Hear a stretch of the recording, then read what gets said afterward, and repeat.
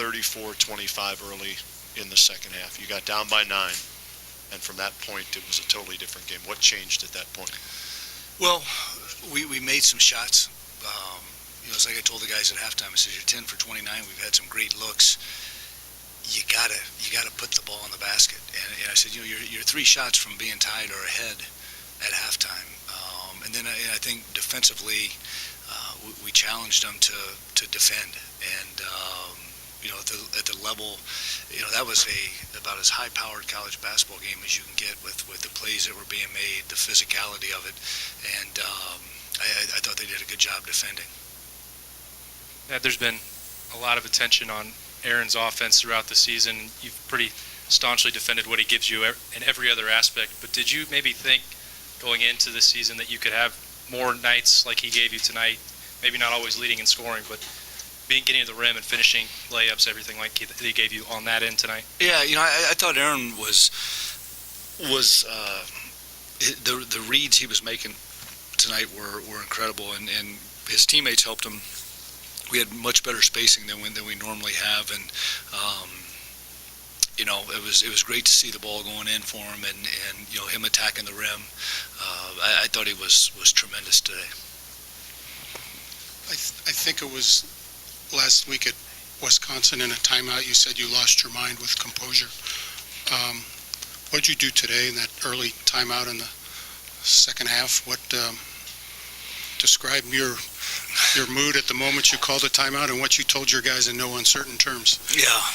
Well, I took the timeout because, we open up, I look out, and the guy guarding Harris has his back in the screen as he's catching, shooting a 3. I think Nix gets it down, misses a inside shot. The next possession, Payne shoots a wide open 12-foot shot.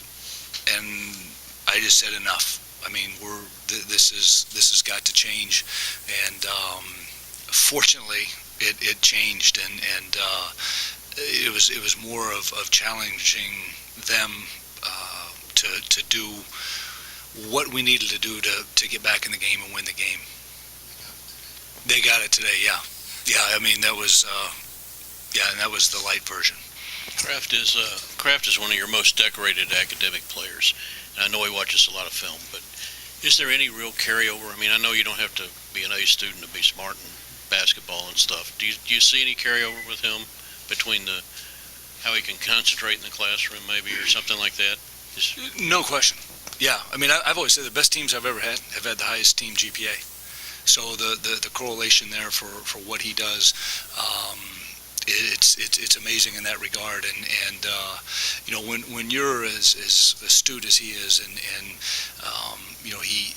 he wants to know everything, and he processes it, and he doesn't play like he's out there thinking, he's got a great feel in terms of understanding what a team's trying to do. He picks up calls, he knows what's coming, and you wish that was contagious at times. Thad, going back to Austin's question, it's another one about Kraft. Was the way he attacked the rim today a deliberate part of your game plan, or was it more the way Michigan State was guarding him? And two, how much more dangerous is your team in general if you can maybe get something like that out of Kraft offensively? I know that he's more of a defensive player, but if he could, kind of... Yeah. Well, I think that... it's always in the game plan. I mean, we've got great faith in Aaron making the reads today. Like I said, he was finishing. The movement that we had definitely helped us in terms of the spacing and where guys were. And he, like I said, his hesitations, he froze defense and got by him, and it definitely helps our basketball team when he's doing that, because you know what you're going to get on the other end. I mean, he's the best defender in college basketball. There's no question about it. I mean, the play he made to tie the ball up, like you talk about his intelligence, like he knew it was our ball. I mean, before the ref, yeah, he's like, that's our ball, I got it. And I mean, those are the type of questions he asks throughout the course of the game, like how many timeouts do we have, whose ball is it if there's a job. I mean, that's him. You had a timeout left, speaking of that, 5 seconds. Scoreboard said you didn't, Yeah. Would you have wanted to use that? I thought that was like, when you're mad at your kids and you go You got 5 seconds. 1, 2, 3, 4, 5. I thought it was pretty quick. Quick count. No, it was the right call. But we were open. We didn't get it. Thad, Tom said he had never seen Aaron that aggressive offensively. I'm just curious, can you remember seeing him that aggressive ever offensively? And have you been encouraging him? Yeah. You have to be more aggressive. I mean, it's just been like a repeated. Yeah, the one time, you remember that run he had against Gonzaga last year in the NCAA tournament? It was second round, and he kind of just sort of took the game over for a stretch there of I don't know if he scored at the level, but he was attacking, he was finishing, and I've always wanted AC to be as aggressive as he wants to be, and we need him to be. Coach, Evan had a big game up there last year and came up pretty big today with 10 points, and that block at the end, it seems like Michigan State really brings out the best in him. Is that kind of what you see from him, and what is it about them that does that? I always used to say this about Evan. Evan played his best basketball last year when he knew Jared couldn't come in if he messed up. I mean, as crazy as that sounds, that's what I deal with on a daily basis. But Jared was in foul trouble up there, and he knew that we couldn't put him back in the game. But I thought today Rav was as effective as he could be. Now, the foul 99 feet from the basket on the free throw was not a real intelligent foul, but the rebounds, he set some great screens, and I was very, very pleased with how he played. I don't know if Michigan State has anything to do with it, but he was good. Thad, it's only been a week since you guys left Wisconsin after that loss. Did you know you guys would get it back?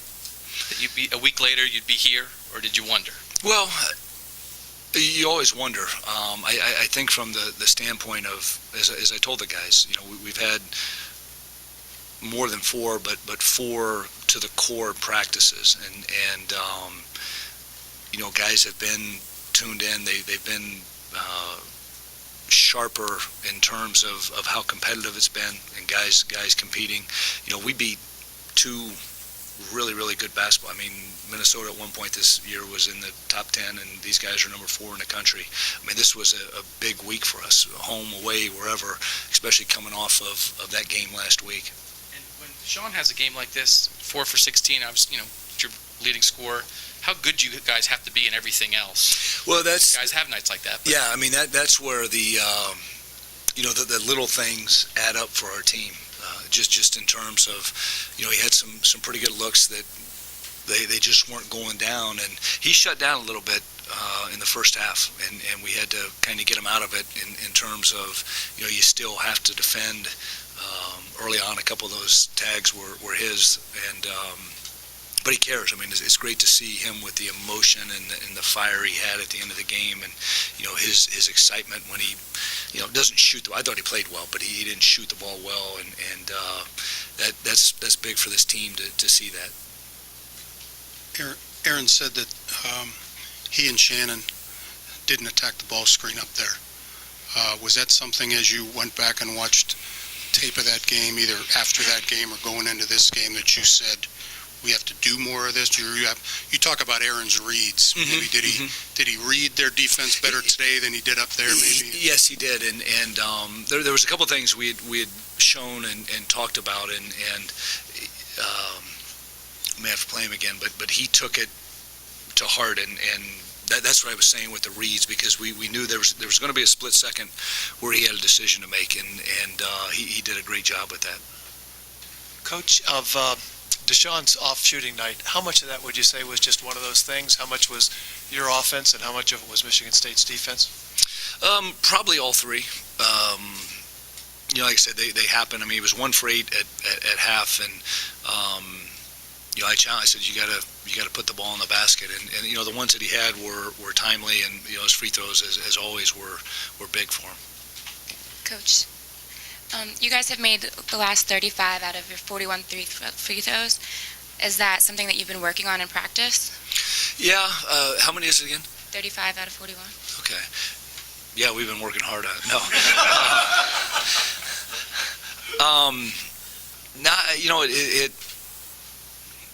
We shoot them every day. And like I said, in all the years I've been doing this, it seems like it's contagious at times. And, seeing guys knock them down gives other guys confidence or whatever. But, that was big, making them down the stretch there. Thad, your record against ranked teams wasn't good coming in. You beat another ranked team today.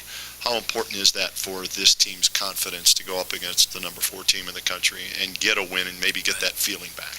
Well, I hope it propels us in terms of guys trusting the system more and just the belief in themselves. I mean, we're getting down to the nitty-gritty of college basketball here, and I think from the standpoint of what the adversity they had to fight through today and what they had to overcome, as I told them, I'm very proud of that. But we've got to learn from it of this is who we are, this is how we have to play, and we'll find out Thursday night if it paid off or not. So do you know who your team is yet, or are you still waiting? No, I know who they are. I think that the big thing is that they know who they are, and that's a lot of times where the challenge comes in, and that's where our job as coaches comes in, to just continuing to hammer home, this is who we are, and this is who we have to be and how we have to play.